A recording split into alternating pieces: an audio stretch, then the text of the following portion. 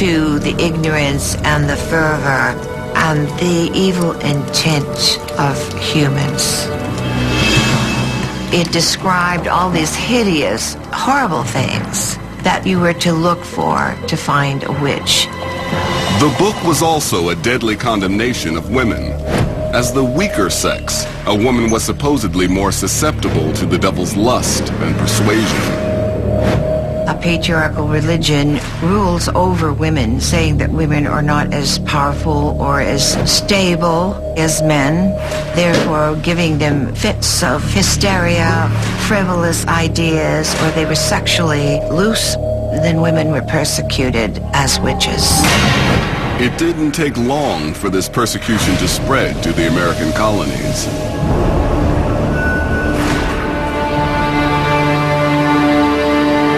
And the first woman convicted of witchcraft during the Salem trials was a hot-tempered siren named Bridget Bishop. She was the town tart. She dressed very flashily. She liked to wear red clothing that was a little too exposed for conservative townsfolk. Bridget was also the alleged owner of a notorious tavern. She held parties at her house where she served alcohol and people gambled. So naturally, people would be easily swayed that she was one of the witches. She was a dominant woman, and that was not welcome in puritanical Salem. So what do? You say, well, something must be wrong with you. You must be a witch. According to historic documents, Bridget was no stranger to the court. Her reputation preceded her. She had been in court for stealing breasts. She had been in trouble multiple times for getting into violent fights with her husband, Thomas Oliver, her second husband. But during her arrest in 1692... Bishop's been cried upon for witchcraft. Bridget Bishop, we have a warrant for your arrest. Some eyewitness accounts claim that actual poltergeist activity truly surrounded Bridget. I have done nothing. Release me. We shall see that wife in court. Release me. Several men who had had the hots for her testified that she came to them in their dreams and that this was proof she was a witch. Does the defendant wish to respond to the testimony of Goodman Lauder? I don't even know this man. Known as spectral evidence, this kind of testimony is now regarded as hearsay. She's lying, Colonel. But at the time, it was one of the driving forces behind the witch paranoia. I will be acquitted today as I... Today, Bridget's trial is recreated each week in Salem by a theater company called History Alive. But while the performance gives the audience the chance to be the judge, the real Judge Hathorne was not so forgiving. We, the citizens and magistrates of our Lord and Lady, the King and Queen. On June 10th, 1692, Bridget became the first hanging victim of the Salem witch hysteria. Evidence to hold Bridget Bishop for trial. Stand on Gallows Hill by yourself at dusk and just imagine Bridget Bishop walking up that solitary trail by herself with the sheriff behind her, knowing that in a few moments she was going to hang from a tree. Imagine standing there in absolute terror and confusion that they were going to die for something they didn't do. That has got to be one of the most poignant things about the town.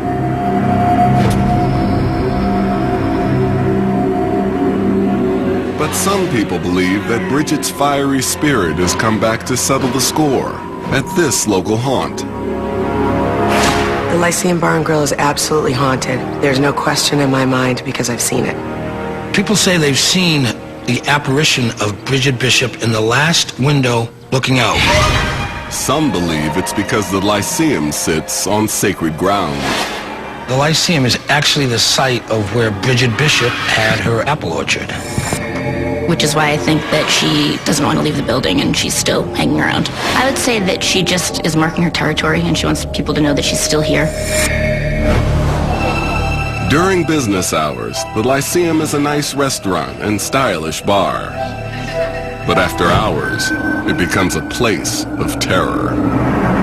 At night, it can tend to get a little bit spooky. One time, I was sleeping in the upper loft, and I heard all these glasses breaking downstairs.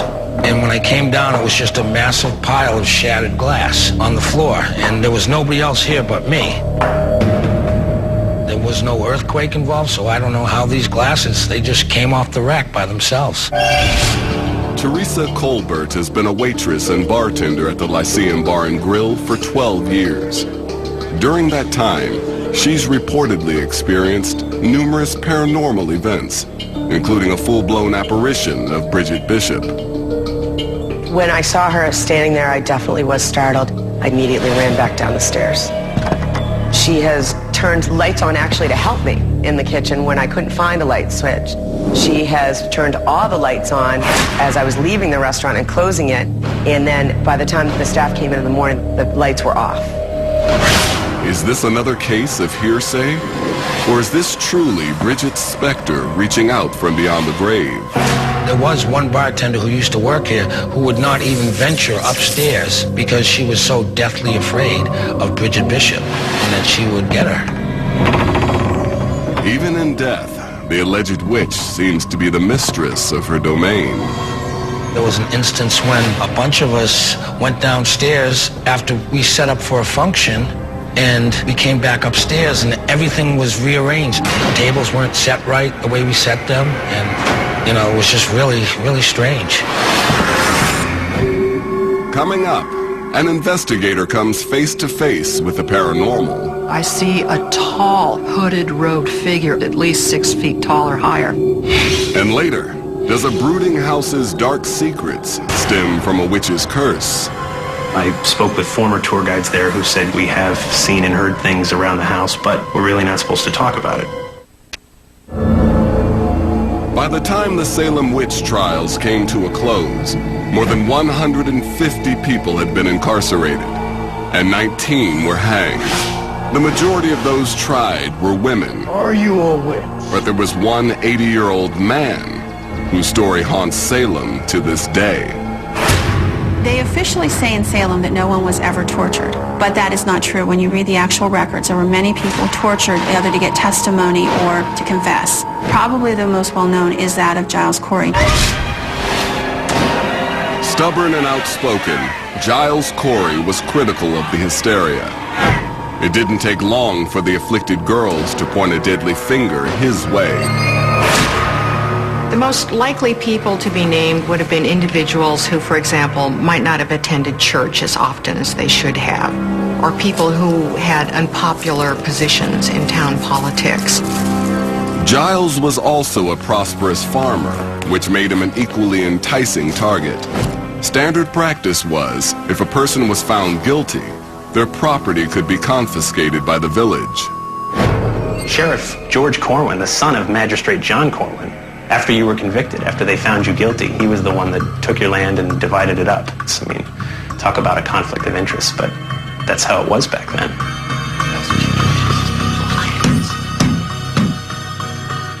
Giles Corey, you stand here accused of witchcraft. How plead you? Giles was sure he'd be convicted, so he came up with a cunning way to keep his inheritance safe from the hands of the sheriff. Giles Corey stood mute because he refused to enter a plea and was willing to die for it, just to keep his land and his family. How plead you? With no plea, English law dictated that Giles couldn't stand trial, so he could never be found guilty. Sheriff Corwin, take Goodman Corey away. But Giles also knew that he would probably be either tortured or killed for standing mute. On September 17, 1692, the sheriff led Giles to a patch of open land near the jail. Sheriff George Corwin set a plank of boards across Giles Corey's chest, and one by one they placed heavy rocks on him, asking for him, give us your plea, demanding it of him. How do you plead? But Giles Corey wouldn't give Corwin the answer he wanted. More weight. More rocks. Corey, in his typical stubborn New England attitude, he'd say, more weight. I'd ask another question and he'd say, more weight. And he kept this up for hours. This is not an easy death. This takes like 36, 40 hours. It's hugely painful. How do you plead? More weight. More rocks. For nearly 2 days, Giles refused to give in. is your final chance. How do you plead? More weight. More rocks. But with his last breath, Giles got the final word, declaring, "I curse you and Salem." Giles's curse was potent. Within 4 years of his death, the young Sheriff Corwin dropped dead of a heart condition, an uncanny legacy that allegedly haunts the sheriff's office to this day. It is said that there has never been a sheriff of Essex County who has not either died of a heart ailment or had to leave office because of a sudden heart ailment.